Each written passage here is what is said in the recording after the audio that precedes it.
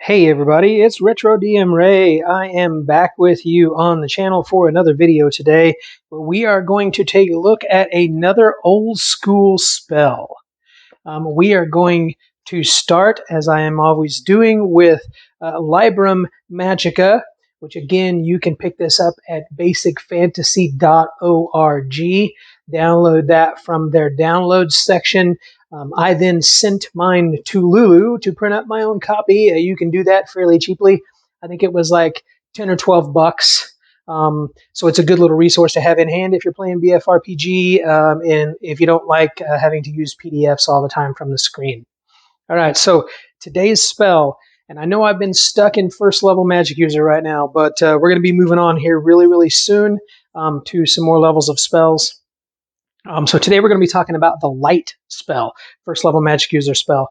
But first, before they do that, I just want to mention all of the normal stuff, which is if you like this, please give me a thumbs up to like, and please subscribe to the channel. Please share with everybody.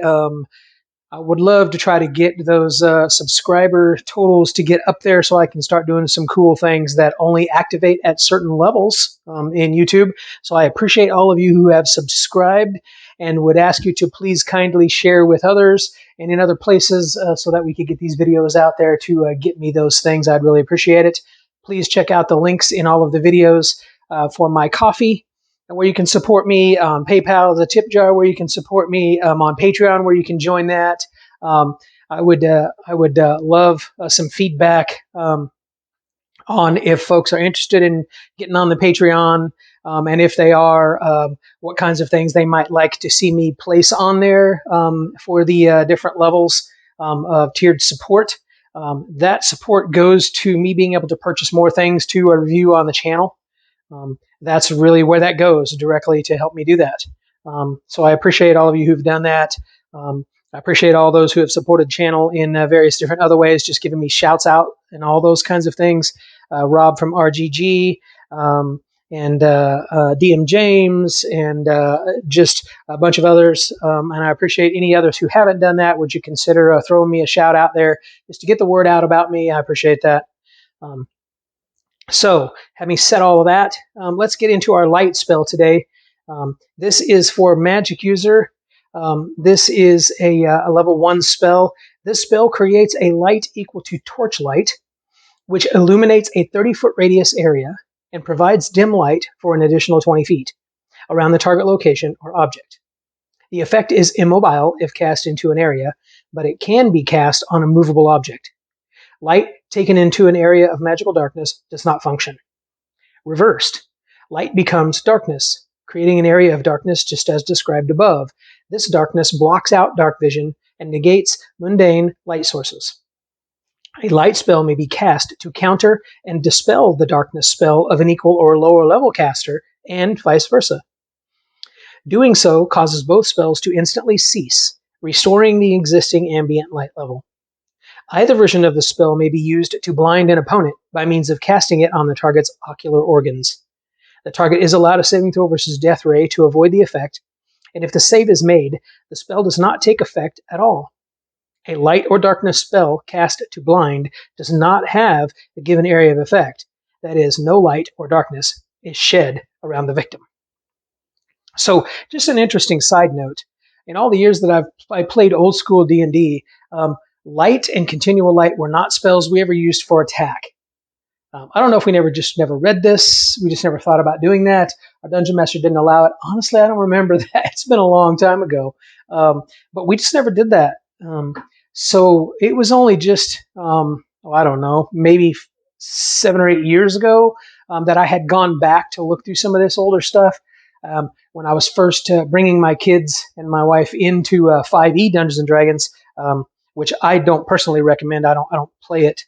I don't care for Wizards of the Coast stuff, but that's my own agenda. It doesn't have to be yours. But when I was doing that, I went back and looked at some of this older stuff and went, hey, I don't remember ever having used it for that. So it's interesting the things you can continue to learn as you go back and examine these old spells. But I just thought I'd share that with you.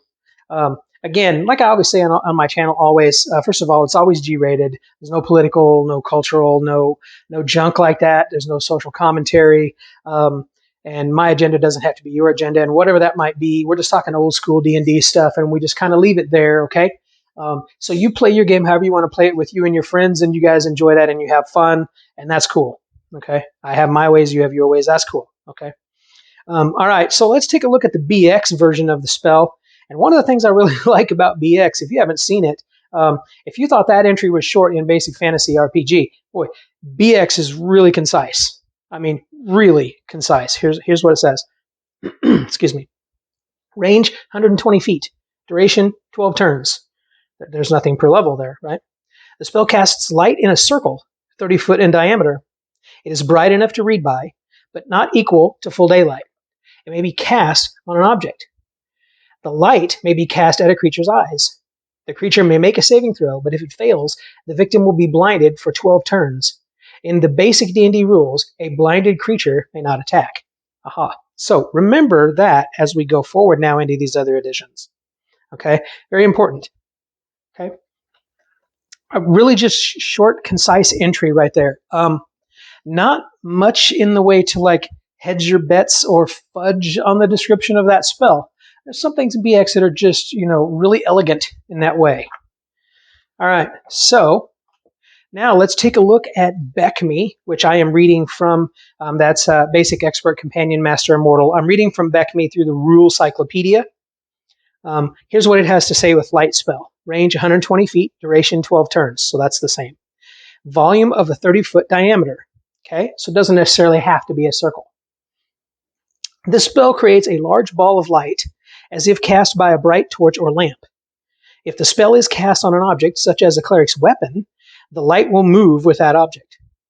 If the spell is cast at a creature's eyes, the victim must make a saving throw versus spell. If he fails the saving throw, the victim will be blinded by the light for the duration of the spell, or until the spell effect is canceled. When reversed, this spell, Darkness, creates a circle of darkness 30 feet in diameter. It will block all sight except infravision.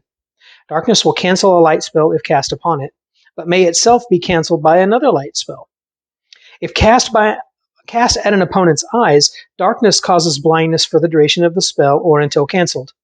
If the target makes a successful saving throw versus spell, the spell misses. So this description is one of aim, right? So you're aiming the spell at the target. That's an interesting thing that spell aim and spell touch and touch AC and all that kind of nonsense that came around, I think, moving towards 3rd edition and 3.5 and kind of onward from there. Again, I think that's nonsense. If you like that, hey, cool, go for it. No problem, okay? No problem at all.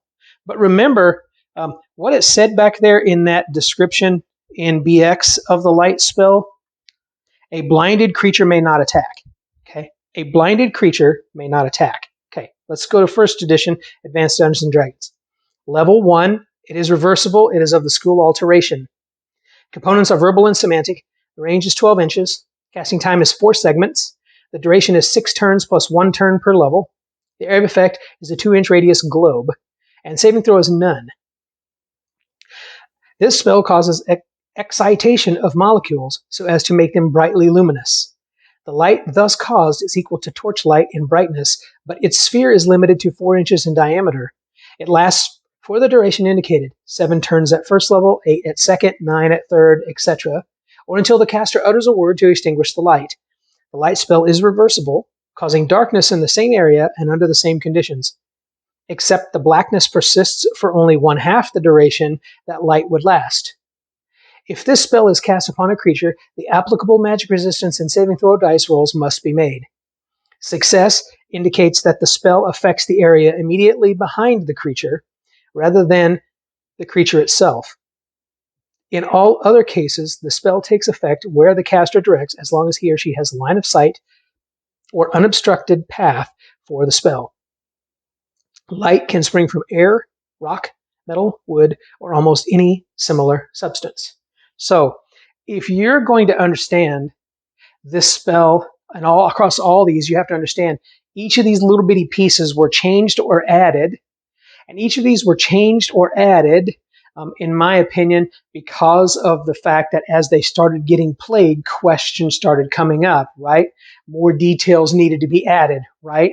To kind of close the loophole of all these different variations that creatively we could all kind of figure out a way to use these things in unique ways. I love that creativity about Dungeons and Dragons. It just amazes me every time. That's one of the things that really drew me and keeps me drawn to Dungeons and Dragons to play the game, is that creative role play, that creative decision-making process there. Okay. And it doesn't say anything about that you can't attack if you're blinded. Okay. If you want to know what happens when you're blinded when you attack, this is Advanced First Edition Dungeons and Dragons. And if you wanted to know that, you ask the Dungeon Master.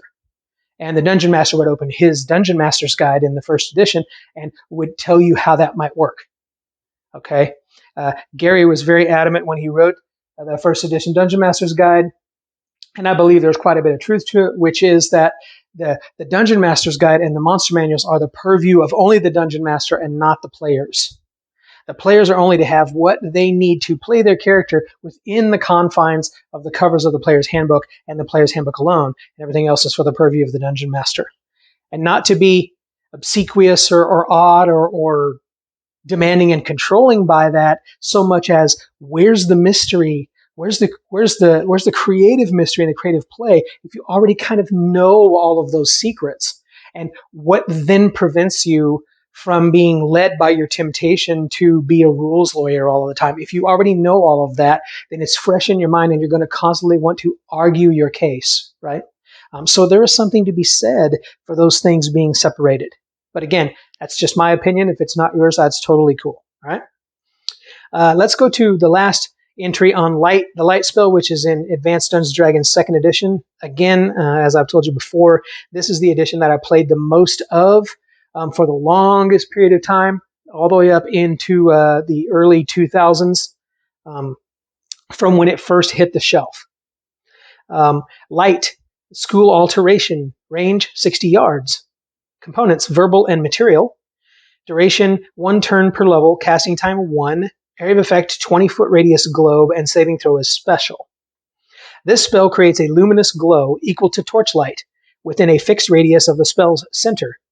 Objects in darkness beyond this sphere can be seen, at best, as vague and shadowy shapes. The spell is centered on a point selected by the caster, and he must have line of sight and an unobstructed path for the spell when it is cast. Light can spring from air, rock, metal, wood, or almost any similar substance. So all of that so far is very, very similar, nearly word for word, than Advanced First Edition. And it says this effect is immobile unless it is specifically centered on a movable object or mobile creature. That's the same. If this spell is cast upon a creature, the applicable magic resistance and saving throw rolls must be made. Successful resistance negates the spell, while a successful saving throw indicates that the spell is centered immediately behind the creature rather than upon the creature itself. Again, word for word. Light taken into an area of magical darkness does not function, but if cast directly against magical darkness, negates it, but only for the duration of the light spell if the darkness effect is continual. Light centered on the visual organs of a creature blinds it, reducing its attack rolls and saving throws by 4 and worsening its armor class by 4. The caster can end the spell at any time by uttering a single word. The material component is a firefly or a piece of phosphorescent moss. Now, there's 2 things there that I want to point your attention to that I really like at the end of that spell. If it's centered on the visual organs, it's blinded. And when it's blinded, here's the result. Attack rolls and saves are reduced by 4, and armor class is worsened by 4. That's important. Now, if you went to the first edition Dungeon Master's Guide and went through all the process of looking all of that up, you would find almost exactly the same things spread out in different places that you would put together and come to that exact same conclusion. They just pulled it out and put it here in the Player's Handbook in the spell description here in the 2nd edition. Okay? And then what else I like at the end of this is the material component is a firefly or a piece of phosphorescent moss. Look, let me tell you, if you haven't played a first level magic user in Advanced Dungeons & Dragons 2nd edition or 1st edition or any of the other editions, they're so squishy as to be nearly pathetic. There's no armor, so you get a 10, and you get to adjust that only by your dexterity, which, trust me, if you have a super high dex and a super high intelligence, that's probably the best scores you're ever going to have on your sheet, and everything else is going to be horrible, if you even get that lucky. right? Depending on the method you use to create the characters or how you roll up the stats, right? So what are you going to do with that magic user? You have a lot of skill potential. If you were in first edition, there weren't skills yet in the entrances of that, although they were back in BECMI and hinted at in earlier things. If you wanted to use them, they're an optional thing. If you wanted to use them, even in second edition, if you wanted to use non-web proficiencies, that's their word for skills, sort of. They were optional. So look, magic user, be a skill monkey. Have a lot of different things that you can do, because when you're out of your one spell, you're out. Like, you get a staff or a dagger, you better hide behind somebody or run away. So what are you going to do? So get creative in all of the fun things that you can do. Creatively put together just this amazing character, a bit of character information and color for your character. And that's what these material components are so really cool for. The material component, it's just a light spell, right? It's just a light spell. No big deal. It's just a light spell, except how much cooler is it when you cast the light spell if you actually creatively describe how you're taking out that firefly and maybe crushing it in your fingers with that luminous insides of that firefly spreading up your finger as you begin to cast your spell, right? Or that piece of phosphorescent moss as you take it out of that little moist section of your pouch on your belt, and you rub that across your hand, and it illuminates slightly as you begin to cast your spell. And what effect that might have? Can you imagine what effect that might have in an inn where it's really smoky and dark and there's practically no light as you're telling your tale and as you're trying to get hirelings on your side to go on this dangerous quest with you, that you might pay pittance and they might sacrifice some lives so that they might help you go and delve deep into this catacomb or this tomb or this dungeon or this ruined temple to come back with great treasures and have great adventure, right? Just a light spell and how you could do that with the components. I just think that's such a cool part of being a magic user. That's the way I always played it. I would always have strange phrases that I would use when I cast my spells, strange articulations I would come up with. I will create my own runic little writings or take stuff from different elven or dwarven runes from Tolkien and put together different things and kind of create a little flip through spell book kind of looking thing for my spells. Anything to make that magic user just be extremely colorful and extremely alive. So I hope you're liking these videos as we're going through these old school spells. It's bringing back a lot of memories for me. I hope it is for you in the way these things were played way back in the day. And let me encourage you, please comment. I enjoy seeing those comments. I enjoy commenting back with you. And I get encouragement when you provide feedback and say, hey, why don't you talk about this particular spell and cover it or this type of thing in your videos. I get encouraged by that. It gives me a list of things that I can look forward to covering so that I don't get burned out and I don't get bored in kind of what I'm doing to provide for you because it's not about me. It's for you guys so that we can all share in this old school goodness, okay? I'm going to have you check later on today. I'm going to be doing another one of my videos in my Free League connections that I have, where I'm going to talk about some Forbidden Lands. So I hope you'll be encouraged to look forward to that as well. And as always, hey, I hope you have just great old school games. And thanks again for tuning in. Take care, y'all. Later.